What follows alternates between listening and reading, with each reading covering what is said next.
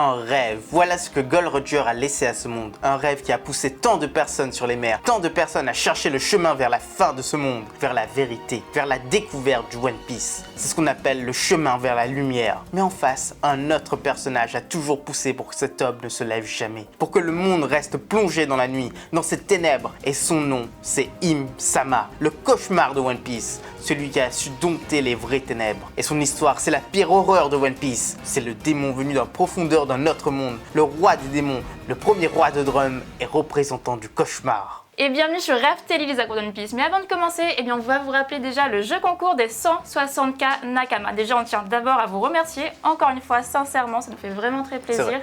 Et du coup, on a préparé le petit jeu concours, c'est sorti sur la vidéo de dimanche, donc si vous ne l'avez pas vu, ça s'affiche en haut à droite et tout ce qui concerne les règles du coup pour jouer au jeu concours, vous inquiétez pas, c'est dans la vidéo. Et en plus, on a rajouté un petit jeu pour pouvoir y participer. Il est assez sympathique, il faut trouver des lettres qui sont disséminées dans la vidéo, les rassembler et créer la phrase qu'on vous demande de créer. Puis vous envoyez ça sur les réseaux et nous, on vous fait participer au grand tirage au sort pour gagner 3 figurines, dont celle de Sanji, celle de Luffy et celle de Crocodile qui est juste devant là-bas, je sais pas si vous la voyez.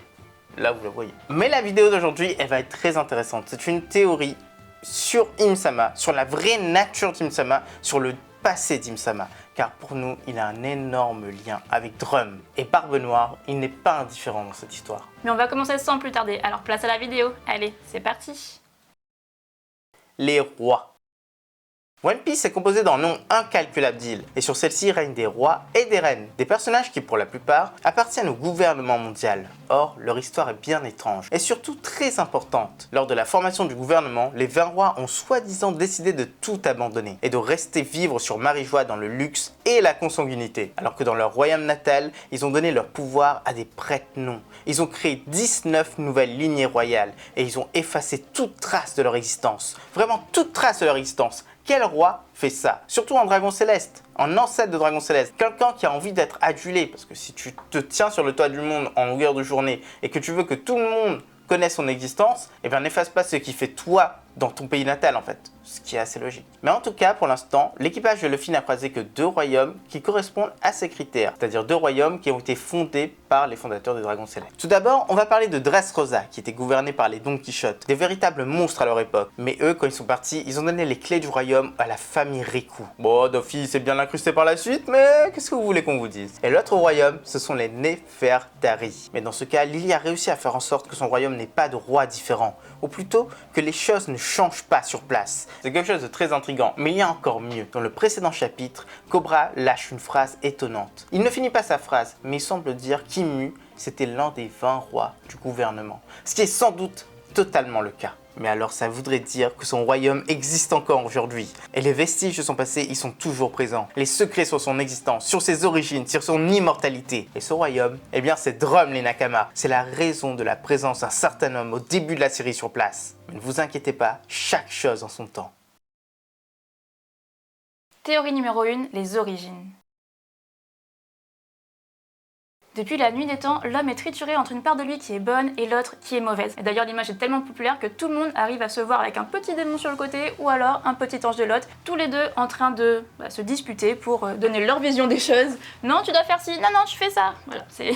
Tout le monde connaît ça. Et c'est bien là qu'Oda veut nous emmener vers les démons, ces êtres à l'existence chaotique qui ont été la cause de tant de souffrances selon les croyances du monde entier. Oda a largement montré que les dieux existaient dans son manga, mais les démons, il n'a fait que les évoquer pour l'instant. Et pourtant, ils sont vus comme le mal absolu. Alors pour nous, il est normal que Im-sama soit un démon, tout comme Vegapunk est un mélange d'Einstein et de Newton, deux génies qui forment le plus grand des génies. Mais alors pourquoi ce démon serait là? Tout simplement car quelqu'un l'a invoqué. Un homme qui avait peur de la mort. C'est bien le premier roi de Drum. Dans le conte de Faust, le protagoniste fait un pacte avec un démon. Tout ça car il n'a pas pu profiter de sa vie. Et dans sa vieillesse, il regrette énormément de choses. Il veut vivre des choses. Il veut arrêter d'être le petit vieillard. Et le vœu lui est accordé forcément. Mais à la fin, le diable lui reprend sa vie. Il lui reprend son âme. Et pour nous, c'est exactement ça ici. Les pactes avec le diable, c'est un sujet qu'Oda n'a pas encore abordé. Doflamingo, autour de lui, il y a un petit côté démon. Quand il arrive à Dressrosa, quand il fait le pacte avec Riku. Et c'est ça le reflet. Car lui, c'est un dragon céleste. Un ancien dragon céleste. Et il nous semble qu'il fait exactement les mêmes choses qu'Im-sama avait avait fait à l'époque. Et tout ça pour nous, c'est passé à Drum. Dans One Piece, c'est un pays qui est tourné vers la science, vers une médecine qui permet de guérir nombre de maladies. Et il y a quelques temps, c'était encore la même chose. Wapol était un roi ayant peur de tout, qui a réquisitionné tous les médecins pour le soigner si jamais il avait une maladie. Mais avant lui, le royaume était déjà connu comme celui de la médecine, une médecine qui pouvait prolonger la vie. La preuve est bien l'existence de Kureha, qui est la femme la plus âgée de One Piece. Tout ça n'est absolument pas anodin. Même le château de Drum est étrange. Il est éloigné de la population, il est sur la plus haute montagne, il est gigantesque, beaucoup trop grand pour son utilité. Il faut un système assez bizarre pour y aller, exactement comme Marijois. À croire que les personnes qui ont créé les deux étaient des personnes qui se ressemblaient, ou mieux, que c'était les mêmes personnes. Im-sama. Il est même très étonnant que Wapol soit l'un des seuls à avoir vu Im-sama, comme si c'était prédestiné, comme si Koda voulait faire un clin d'œil. Et l'opposition constante de Vivi à Wapol, ça pourrait être un clin d'œil avec l'opposition entre Lily et Im-sama. Tout se met en place, c'est Nakama. Mais pour le coup, il est indéniable que cette forme d'immortalité, eh bien, Im ne l'a pas eu de manière classique. Non, pour nous, il n'a pas non plus fait appel au Ope no Mi. Il est carrément devenu un monstre. Il a fait un pacte avec un diable. Et voici son histoire, une histoire vraiment tragique. Le roi de Drum, Im-sama, était un être cupide et sans limite, exactement comme les Don Quichotte à son époque. Il ne rêvait que d'une chose, régner sur son peuple dans une domination totale, sans personne pour le renverser. Hélas pour lui, il devenait vieux, il ne le supportait pas. Même s'il avait réuni les plus grands experts en médecine de ce monde, il n'avait rien pu faire et il vieillissait quand même, jour après jour, nuit après nuit. Le mal le rongeait tellement qu'il a trouvé le moyen d'y arriver, un pacte avec un démon. Il devait devenir immortel, mais là aussi, ça ne lui suffisait pas. Fort de son immortalité, il est parti à la conquête du monde. Il a convaincu 19 autres souverains de le suivre, de prendre les armes et d'abattre l'ordre déjà présent. Et ensemble, ils ont réussi. Mais ce roi avait été berné, il avait été dupé par ce démon qui n'avait qu'un seul but, prendre le monde pour lui. Et là, on va passer à la deuxième théorie, la plus grosse des théories de cette vidéo. Et ça va pas concerner du coup le roi de Drum, mais plutôt le démon en lui-même. Partie 2, le démon. Pour le tome 104 de One Piece, Oda a créé une image très spéciale, un pixel art qui représente Luffy dans un jeu, et il affronte des démons pour libérer Nami. Cette petite image, elle peut être un foreshadowing de l'apparition des ombres de Marijois, de l'apparition d'Im-sama. Comme on vient de le dire, les démons n'ont pas encore été réellement introduits dans One Piece. Kaido se dit être un démon, mais c'est tout.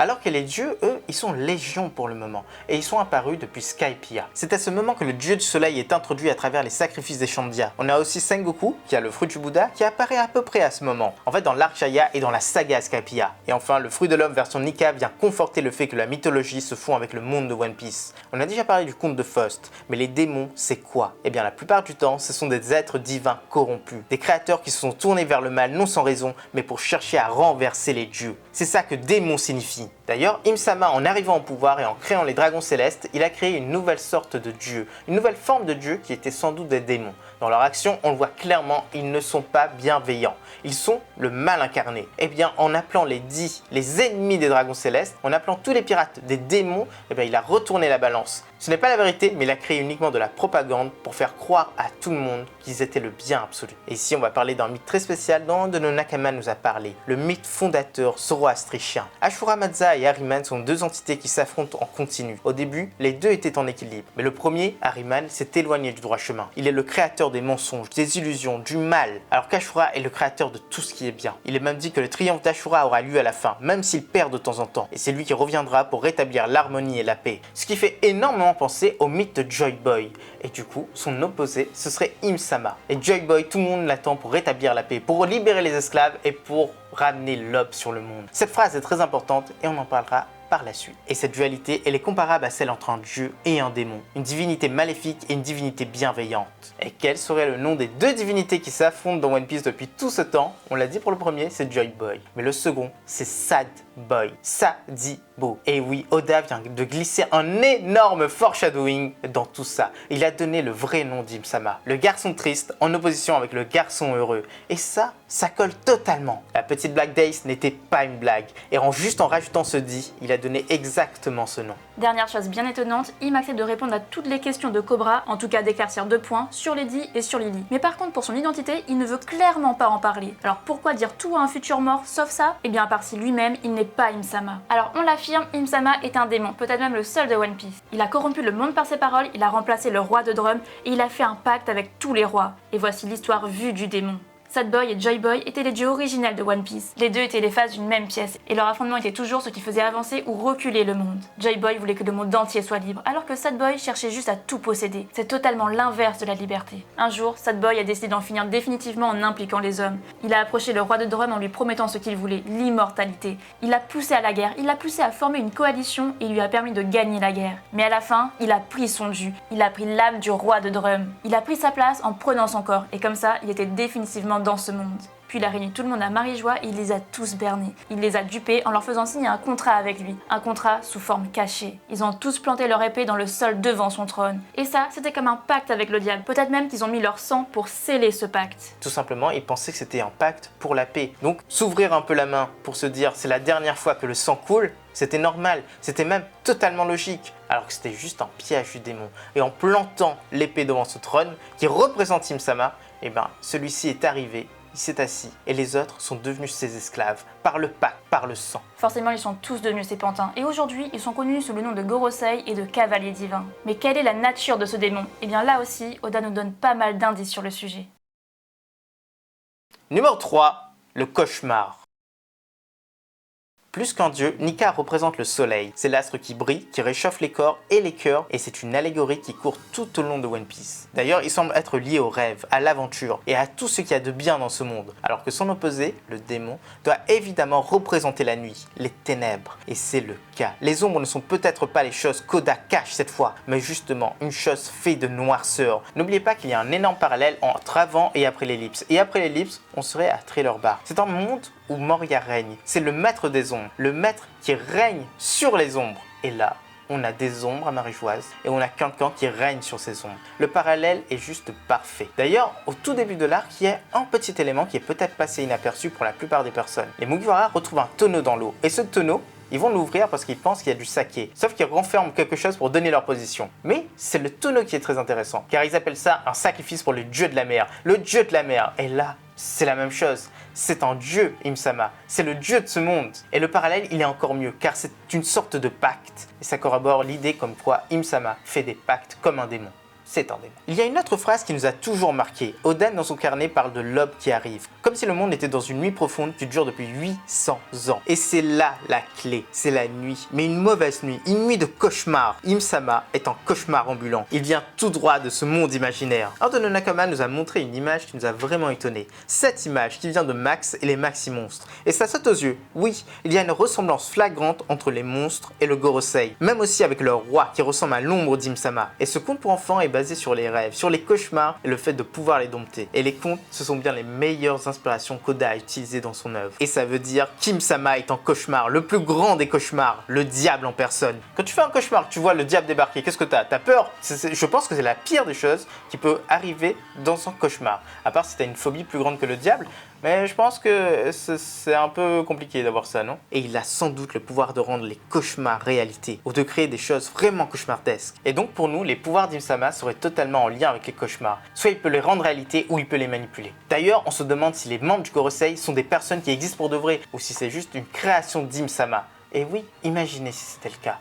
Imaginez s'il pouvait projeter son cauchemar. Ça expliquerait une chose. Im-sama, quand Sabo l'a attaqué, il s'est protégé. On l'a bien vu. Il s'est transformé et il a dû se protéger. Alors que les 5 doyens n'ont pas eu le temps de se protéger. Ils ont été totalement cramés et ils sont tout de suite revenus sur leur forme cauchemardesque. Comme si ils étaient invulnérables. Ils revenaient à chaque fois sous cette forme. Et on l'a vu peu de temps après, le Gorosei revient sous cette forme normale, sous cette forme humaine. Ils ne sont pas du tout blessés. Et si le Gorosei ne sont que les extensions d'Im-sama, ça implique énormément de choses. Premièrement, que la seule façon de les tuer, c'est de tuer Im-sama. Si tout est lié au corps principal, c'est comme des avatars, et donc il faut attaquer l'original. Un peu comme les Vegapunk. D'ailleurs, il y a une chose très étonnante. Vegapunk n'avait pas encore créé ses avatars, ses satellites, quand il avait rencontré le Gorosei pour la première fois. Est-ce que lui, il avait compris quel était ce système? Il avait compris qu'il y avait des avatars et qu'il y avait un corps principal. Et en rentrant chez lui, en quittant les maths, il a créé ses avatars, ses satellites à lui. Il a pu piquer l'idée et la sublimer. Et autre chose que ça pourrait faire, c'est que Saint Saturne pourrait laisser place à Im-sama sur Egghead, et on pourrait voir Joy Boy qui parle directement avec Luffy.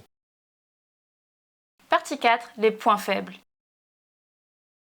Im-sama est immortel, mais pas invulnérable. D'ailleurs, il se protège, donc ça veut dire qu'il peut être détruit. Il y a sans doute plusieurs façons de le faire, donc les voici. La première, c'est que Luffy l'attaque. Le gouvernement cherche sans répit le Gomu Gomu, ou plutôt le Ito Itonomi modèle Nika, car il contient le Némésis d'Im-sama, celui qui doit revenir pour la battre. Im avait aussi d'autres photos avec elle, dont celle de Shirahoshi, l'arme antique qui peut sans doute faire tourner les choses à son désavantage. Vivi Nefertari, l'a dit, est sans doute la digne héritière de Lily. On espère fortement que c'est une arme antique, mais on le verra bien assez tôt. Barbe Noire, lui, c'est un cas très particulier. Cet homme, comme on l'a dit plus tôt, est sans doute parti vers Drum pour quelque chose. Il a su d'une façon ou d'une autre qu'Im-sama existait, alors il a trouvé la puissance dont il avait besoin pour le vaincre, le fruit des ténèbres. Et maintenant il essaie de faire quoi? Il essaie de devenir un des rois de ce monde, ce qui est très étonnant, mais il a enlevé Kobe pour ça. On est prêt à parier aussi qu'il a attaqué les révolutionnaires à une époque pour ça également. Il voulait attraper Dragon et le livrer au gouvernement mondial et négocier pour devenir un des rois de ce monde. Mais pourquoi devenir roi? Eh bien tout simplement car chaque nouveau roi doit planter son épée devant le trône vacant. Évidemment, Barbe Noire sait qu'il pourra approcher Im-sama au plus près grâce à ça et peut-être même prendre sa place. Et enfin, le plus étrange mais le plus logique, eh bien ce serait Moria, le Shichibukai. Quoi? Vous ne pensez pas à ça? Eh bien regardez. Et pourtant oui, car Moria, il manipule les ombres. Il pourrait interférer avec les pouvoirs d'Im-sama. D'ailleurs, il y a une chose qui pourrait le prouver. Doflamingo est au courant de beaucoup de secrets. Peut-être même est-il au courant de l'existence d'Im-sama, la seule raison qui lui a permis de régner sur un pays en tant que Shichibukai. Et à la fin de la guerre au sommet, il s'est passé une chose. Dofi a essayé de tuer Moria accompagné de ses pacifistas. Heureusement, Moria a survécu, mais pourquoi lui? Sans raison? Juste comme ça? Eh bien non, c'est juste que c'était le moment et le Gorosei a voulu éliminer cette menace. D'ailleurs, quand Moria a demandé à Dofi pourquoi, il lui dit clairement que l'ordre vient d'en haut, de très haut. Alors forcément, ça colle parfaitement. D'ailleurs, contrairement aux autres utilisateurs de fruits du démon, Moria est le maître des ombres. Il n'est pas un homme ombre, il contrôle les ombres, tel un maître. Et aujourd'hui, on a Barbe Noire qui veut se servir de lui pour ça. Numéro 5, l'infiltré. Et enfin, pour terminer cette vidéo, on va faire une théorie loufoque comme vous les aimez bien. Une chose nous chiffonne avec la fin de ce chapitre. Sabo a pu fuir. Oui, Cobra s'est sacrifié pour lui. Mais les pouvoirs d'Im-sama étaient capables de le retrouver et de le faire exploser. En tout cas, de faire exploser l'île où il se trouve. À l'époque, on avait cru qu'Im-sama n'agissait pas consciemment. On pensait qu'il était juste en pantin et que le Gorosei semblait dire que Sabo n'avait pas de chance de s'y trouver. Mais au dernier chapitre, on apprend qu'Im est bien celui qui agit. Et s'il n'avait pas voulu tuer Sabo, mais atteindre celui-ci. On n'a pas vraiment vu Sabo sur place. On a vu juste son visage s'illuminer. Et si le frère de Luffy était maintenant contrôlé par Im-sama, ou même s'il était devenu une partie d'Im-sama. Le fait qu'Ace le surnomme Sad Boy n'est pas anodin. Si Im-sama pouvait prendre le contrôle du frère de Luffy et faire que les deux s'affrontent avant la fin de One Piece, ce serait terrible mais tellement intéressant. Et voilà les Nakamas, c'est déjà la fin de cette vidéo. On espère que ça vous a plu. Donc si c'est le cas, comme d'habitude, n'hésitez pas à laisser un petit commentaire, à laisser un petit like et à vous abonner si ce n'est pas déjà fait. N'oubliez pas le jeu concours, il est toujours en cours sur... ouais, c'est fou ça ce que je dis. Sur la vidéo précédente, ça veut dire sur le top des 10 de ce monde. Donc allez jeter un œil, participez, c'est assez simple et vous serez tiré au sort pour avoir une figurine. A bientôt les sacs de One Piece.